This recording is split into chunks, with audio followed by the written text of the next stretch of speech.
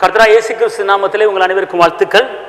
15-10-21 வெள்ளிக்கிழமை ஆகாய 2:4 நீங்கள் திறன் கொள்ளுங்கள், நான் உங்களோடு இருக்கிறேன். அன்பார்ந்தவர்களே, இந்த நாளிலே அநேகர் மனதிலே ஒரு உற்சாகம் இல்லாமல், மனதிலே பலவித சோதனைகளை சுமந்து கொண்டு பலன் இல்லாமல் வாழ்ந்து கொண்டிருக்கிற ஒரு நிலைமை இருக்கிறது.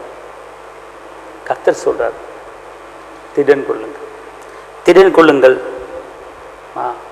உங்களோடு இருக்கிறேன். மனதை திடப்படுத்திக் கொள்ளுங்கள். இந்த உலகத்து முடிவு வரை இந்த சகல நாட்களில் உங்களோடு இருக்கிறேன் என்று சொன்னவர் கண்டிப்பாக நம்மோடு இருப்பார். இஸ்ரவேலின் தேவன் தூங்குவதும் இல்லை, உறங்குவதும் இல்லை. அநேகர் உள்ளத்தை பார்க்கும்போது பல போராட்டங்களை சுமந்து தான் வாழ்க்கையை ஓட்டி கொண்டு இருக்கிறாங்க. சோதனையை சகிக்கிற மனுஷன் பாக்கியவான், அவன் உத்தமன் என்று விளங்கின பிற்பாடு அவனுக்கு ஒரு ஜீவகரடத்தை கொடுப்பார்.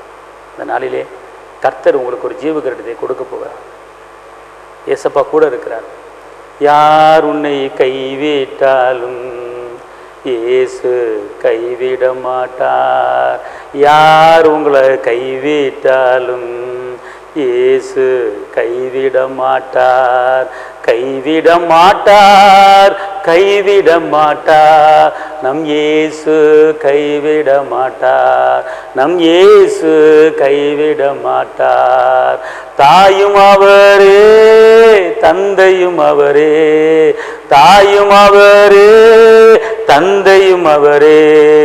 தாலாட்டுவார், உன்னை சீராட்டுவார். இந்த நாளிலே யார் உங்களை கைவிட்டாலும் இயேசு கைவிட மாட்டார். உங்களுக்கு நான் சுபிக்கிறேன். திடமானதாக இருங்க. கர்த்தர் உங்களோடு இருக்கிறார். தகப்பனை இயேசுவே, நன்றியோடு துதிக்கிறேன், ஸ்தோத்திரிக்கிறேன். இந்த நிகழ்ச்சியை பார்க்குற ஒவ்வொருவரையும் ஆண்டவரே சோதனையிலிருந்து ஒரு விடுதலை தாங்க தகப்பனே, கவலையிலிருந்து ஒரு விடுதலை தாங்க தகப்பனே. நாளைய தினத்தை குறித்து கவலைப்படுகிற உங்களுடைய பிள்ளைகளுக்கு ஒரு விடுதலை தாங்க. நீ கவலைப்படுவதுனா ஒரு சரீரத்தை ஒரு முளத்தை கூட்ட முடியுமா, குறைக்க முடியுமா, தலை வைக்க முடியும், வெண்மையாக்க முடியுமா, கருப்பாக்க முடியுமா என்று சொன்னீங்க ராஜா.